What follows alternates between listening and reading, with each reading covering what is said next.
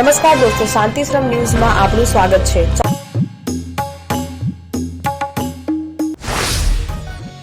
ફાગણ સુદ તેરસે સેંકડો ભાવિકો શેત્રુંજય ગિરિરાજ મહાતીર્થ યાત્રાનો લાભ લીધો હતો। યાત્રા પછી શેઠ આનંદજી કલ્યાણજી પેઢી દ્વારા વન વિભાગના સહકારથી યાત્રા દરમિયાન મહાતીર્થ પર સાફ સફાઈ કરાઈ હતી। તેમાં તપોવન સંસ્થાના પૂર્વ વિદ્યાર્થીઓ જોડાયા હતા। ફાગણ સુદ પૂનમના રોજ કાર્યકરોએ ચંદન તલાવડી, ભાંડવાના ડુંગર અને સિદ્ધવડના રસ્તા પરથી 50 જેટલા થેલા ભરીને કચરો એકઠો કર્યો હતો। આ વખતે યાત્રા પહેલા કચરો ન થાય તે માટે જાગૃતિ લાવવાનો પ્રયાસ કરાતા આ વખતે કચરાનું પ્રમાણ ઓછું થયું હતું। શત્રુંજયની ધન્ય ધરાય ફાગણ સુદ તેરસના દિવસે સેંકડો યાત્રિકો દાદાની ભક્તિ કરવા પધાર્યા। આ પ્રસંગે શ્રી કાકરેજી મિત્ર મંડળ થરા દ્વારા પધારેલ યાત્રિકોની ફ્રૂટ અને પાણી સાથે આરામની વ્યવસ્થા કરી ભક્તિ કરેલ।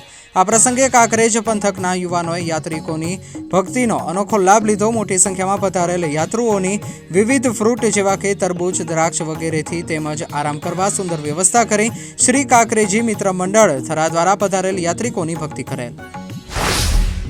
દિયોદર સમીપે આવેલ કુવાડા નગરે શ્રી સુરેન્દ્ર યશો સિદ્ધિ ટ્રસ્ટ સિદ્ધાંચલના આંગણે સિદ્ધાંચલ શણગાર 2200 વર્ષ પ્રાચીન મૂળ નાયક શ્રી આદિનાથ દાદા તથા ગુફા મંદિર આદિનાથ ટૂંક ભાડવા ડુંગરની જાત્રાનો અણમોલ અવસર શ્રી બુદ્ધિસાગર સુરેશ્વરજી મહારાજા સમુદાય વર્તી પૂજ્ય આચાર્ય શ્રી વર્ધમાન સાગર સુરેશ્વરજી મહારાજા આદિ શ્રમણ શ્રમણી ભગવંતોની પાવનકારી નિશ્રામાં યોજાયેલ।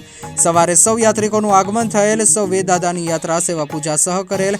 બાદમાં નીચે ઊભા કરાયેલા પાલમાં દહીં, થેપલા, ફ્રૂટ આદિનો લાભ લીધેલ। બાદમાં પૂજ્ય ગુરુ ભગવંતોનું પ્રવચન યોજાયેલ। પૂજ્ય કેપી મહારાજાએ સૌને 6 ગામની યાત્રાનો અનેરો મહિમા વર્ણવેલ।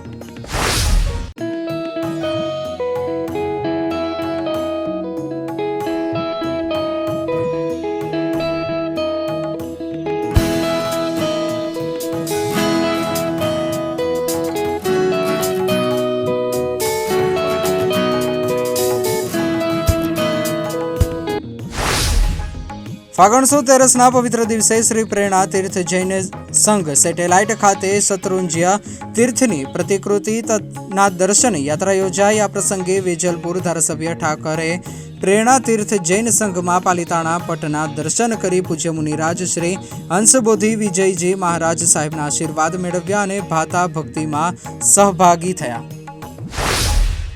દિયોદર તાલુકાના રવેલ નગરે 1100 વર્ષ પુરાણી જમીનમાંથી નીકળેલ અજીત શાંતિનાથ દાદાની કાઉસગીય પ્રતિમા સહ શંખેશ્વર પાર્શ્વનાથ જીનાલયના દર્શનાર્થે રવેલ રત્ન પૂજ્ય આચાર્ય શ્રી વર્ધમાન સાગર સુરેશ્વરજી મહારાજા આદિ શ્રમણ શ્રમણી ભગવંતો પધારતા ભવ્ય સામયું થયેલ। દુગાણી પરિવાર રત્ન પૂજ્ય શ્રી પધારતા સૌ રવેલ નગર જનો તેમજ દુગાણી પરિવારજનોમાં ભારે હર્ષ છવાયેલ। બાદમાં પૂજ્ય શ્રીનું પ્રવચન થયેલ। પૂજ્ય ભગવંતો અને નૂતન જીનાલય નિહાળેલ।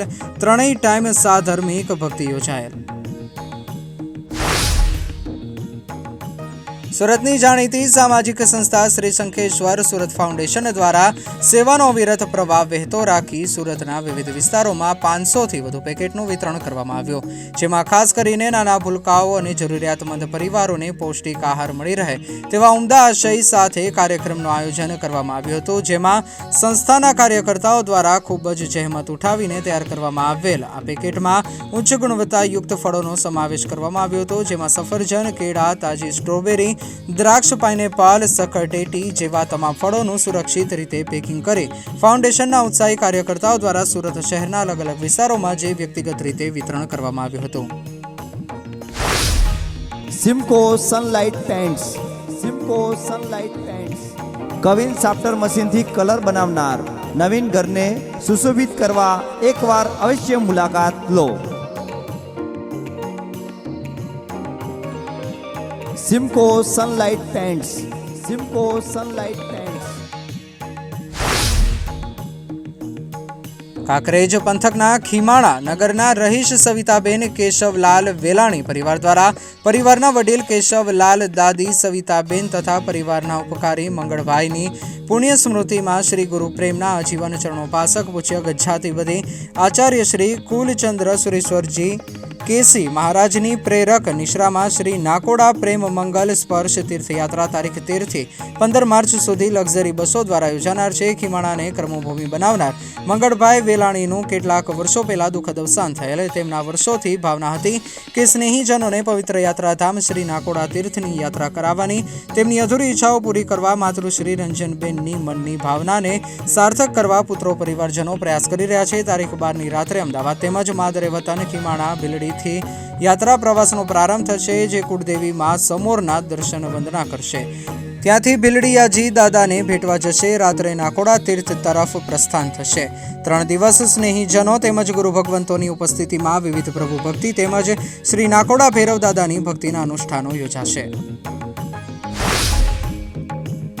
ઉસ્માનપુરા શ્રી શાંતિનગર જૈન સંઘ દ્વારા મેરુ રત્ન પૂજ્ય આચાર્ય શ્રી રત્નાકર સુરેશ્વરજી મહારાજાની નિશ્રામાં શ્રી આદિનાથ નૂતન જિનાલય પ્રતિષ્ઠા મહોત્સવ કાર્યક્રમ યોજાશે, જેમાં ગુજરાત વિદ્યાપીઠ મેદાનમાં અયોધ્યા નગરીનું નિર્માણ કરાયું છે. અહીં વિવિધ કાર્યક્રમો યોજાશે.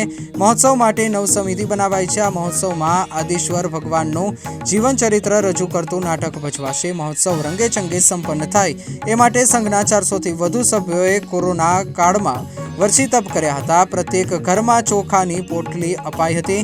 તેમાંથી ચોખા લઈને નિત્ય જાપ કરવાના હતા. જાપમાં લેવાયેલ ચોખા વર્ષીદાનના વરઘોડામાં ઉછળશે.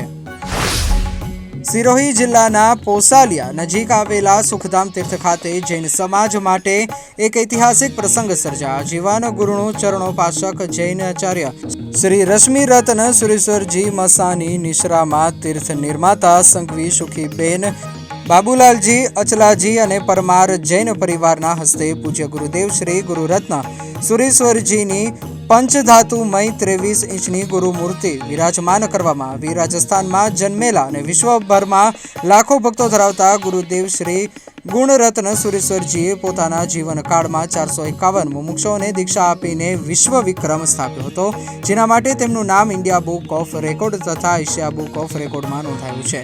તેમના 88 વર્ષની વય સુધી 67 વર્ષ જૈન સાધુ તરીકે રહી લાખો કિલોમીટરોનો પદ વિહાર કરી વ્યસન મુક્તિ અને સંસ્કારનો સંદેશો ફેલાવ્યો હતો. યુવાનો માટે આયોજિત યુવા શિબિરો તેમજ રવિવારીય રામાયણ અને મહાભારત પ્રવચનો દ્વારા તેમણે સમાજમાં સંસ્કૃતિ અને સંયમના મૂલ્યો પ્રસરાવ્યા હતા.